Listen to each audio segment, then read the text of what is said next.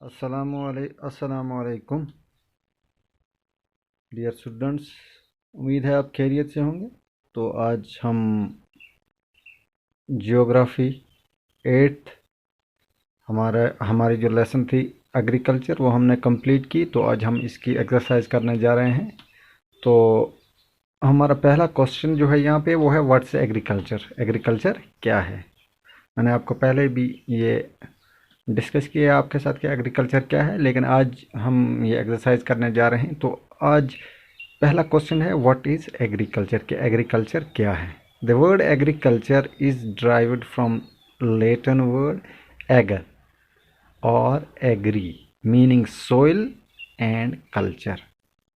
Meaning soil, तो इसका क्या मतलब हुआ कि वर्ड एग्रीकल्चर जो है ये लैटिन वर्ड से निकला है एगर और एग्री, उसका मतलब हुआ मिट्टी सोइल। और कल्चर का क्या मतलब हुआ? कल्चर मीन्स कल्टिवेशन और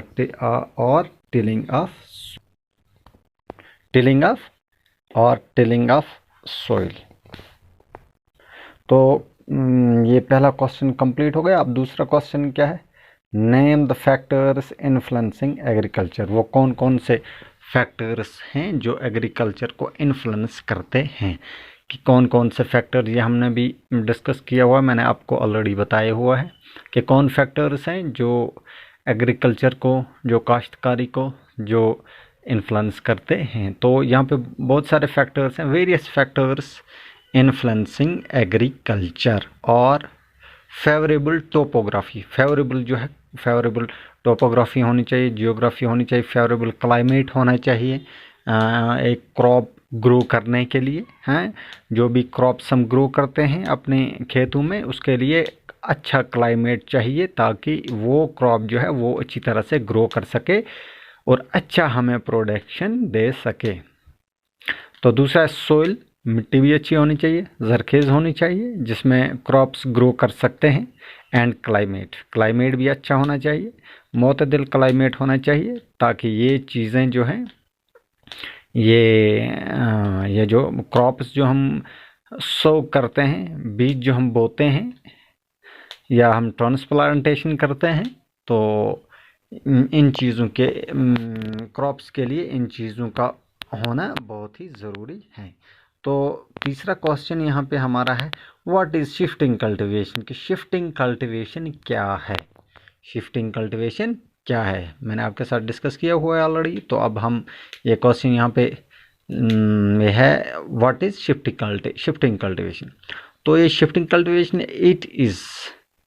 it is an agriculture system in which plots of land are cultivated temporarily, then abandoned and allowed to revert to their natural vegetation while the cultivator moves on to another plot. Slash and burn used as one method of their farming cycle। तो ये यहाँ पे क्या कहता है कि ये वो एग्रीकल्चर सिस्टम है जिसमें एक प्लॉट ज़मीन का उसको ये टेम्पोरेरीली कल्टिवेट करते हैं। टेम्पोरेरीली उसको कल्टिवेट करते हैं। जैसे शिफ्ट का मतलब वो एक जगह से दूसरी जगह जाना।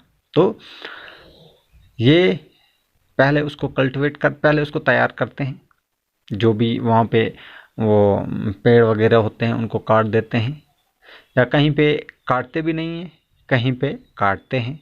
तो फिर जब वहाँ पे ये क्रॉप्स ग्रो करते हैं फिर उसको अबंडन करते हैं, अबंडन हो वहाँ पे छोड़ देते हैं और ये दूसरी जगह पे चले जाते हैं। तो ये एक मेथड जो है इनका उसको कहते हैं स्लश एंड बर्न।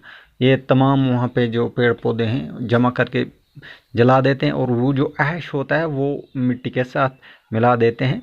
तो वहाँ पे ये कल्टीवेशन करते हैं। तो ये कल्टीवेशन कंप्लीट करने के बाद ये फिर दूसरी जगह चले जाते हैं और दूसरी जगह ये कल्टीवेशन करते हैं। तो इसको कहते हैं कि शिफ्टिंग कल्टीवेशन।